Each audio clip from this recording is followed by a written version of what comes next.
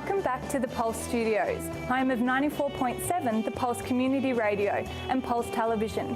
Did you know that 30,000 people a week listen to community radio? Speaking of community, here's Jazz at the Community Garden. We're here with Polly down at the Norland Community Gardens. Polly, how long has this been going for? The Hope Garden was probably established about 4 years ago with federal funding, initially to train people, migrants who came here to the hub, in workplace education as some sort of employment pathway. Since then it's morphed and become a much more community style garden. And we were speaking off camera before and you said there were families involved that have plots as well? Yes, well what tends to happen is we have the students coming here, they'll ask for a plot, they're given a plot, and then what happens is the whole family will often come in and help cultivate. So they sort of bring their family in. So this is really nice as we do actually have migrants here with quite large families. And so it's actually quite expensive for them to go out and buy foods they're familiar with, such as chili and coriander. These are speciality items in our supermarkets. So if they can grow a lot here and come and pick them with their families, it takes the pressure off for them at home. And it's a very, I think it helps them to heal any trauma they've had, relax, feel like they're part of a community here. They start to talk to each other, share. Yeah. It's definitely works on lots of levels. We've just received a grant and we're hoping to develop an outdoor kitchen. And I know Mr. Martinez, our CEO, is planning to maybe have a soup kitchen happening at some point, which could even be set in our outdoor kitchen. So we've got big plans for how to use our produce so we can share it with everyone. I imagine you'd quite like to know what we have. We have lots of Asian greens, we have coriander, we have broccoli, cauliflower, snow peas, red mustard, which is extremely hot, spring onion, dill, so and of course the ever popular silver beet, or as I call it, Australian spinach. And anyone seeing this and wanting to get involved, how do they do that?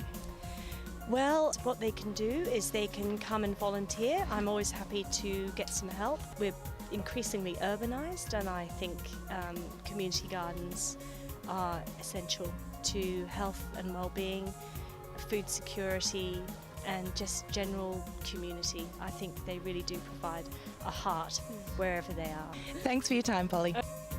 From Diversitat Community Garden, I'm Jazz for Pulse Television. And now here's Brett at the Airey's Inlet Open Mic Festival, previous winner of the Australia Day Award for Best Community Event.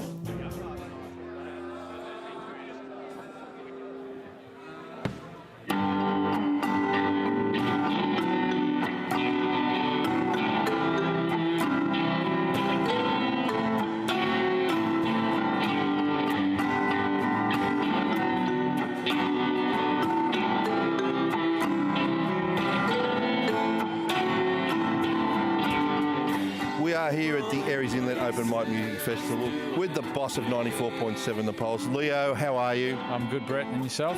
Mate, having a great day down here today, and the Pulse just doing absolutely wonderful work. Yes, some wonderful, exhausting work, Brett.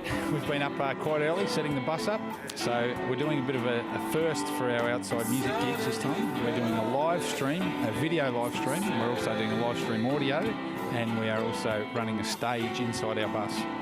So that's 3 for the price of 1, really. We have one of the organisers, Jeff. Yes. How are you? I'm very well, extremely well.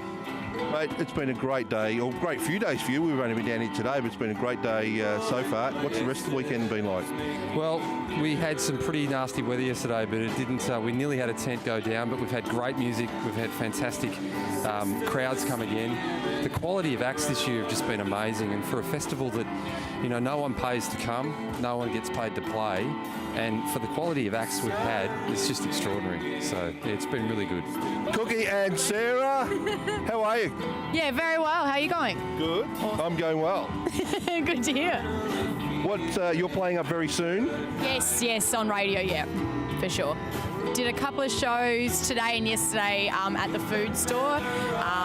Beautiful little intimate venue down there. And on the first night, I played in the pub in the back room, which was great. So yeah, it's been really good. And Sarah, you've been playing around town as well? I have been. I ran a songwriting workshop this morning, and I just did a set down at the Great Ocean stage, which was great. I had people lining up wanting to buy my CD, which made me feel very special. And what's the audience reaction been like?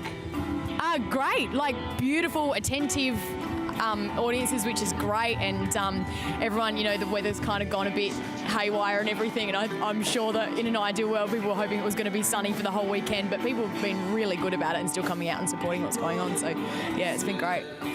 The philosophy of the event is that we open up 160 acts across the 3 days, and it's a chance for anyone who wants to sign up. So we give acts a really big stage, a really good PA system, and a crowd, and a really festival atmosphere across the whole town. And you know, I think we're on the money with the recipe for a music festival.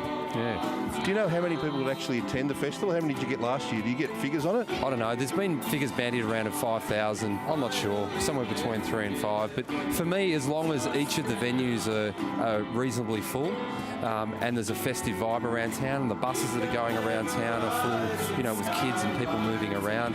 The whole town, when you look around, every car park is chockers. I don't think we'd want to see 10,000 here, because I don't reckon we'd cope.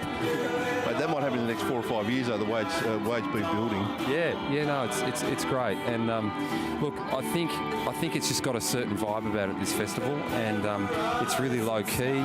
There's a whole range of acts, and like we said, it's open for anyone to play. And it's the best thing is it's an awesome opportunity for young acts. You know, the young guys that are just starting out, they get a chance to play on a main stage in front of a few hundred people with a great PA.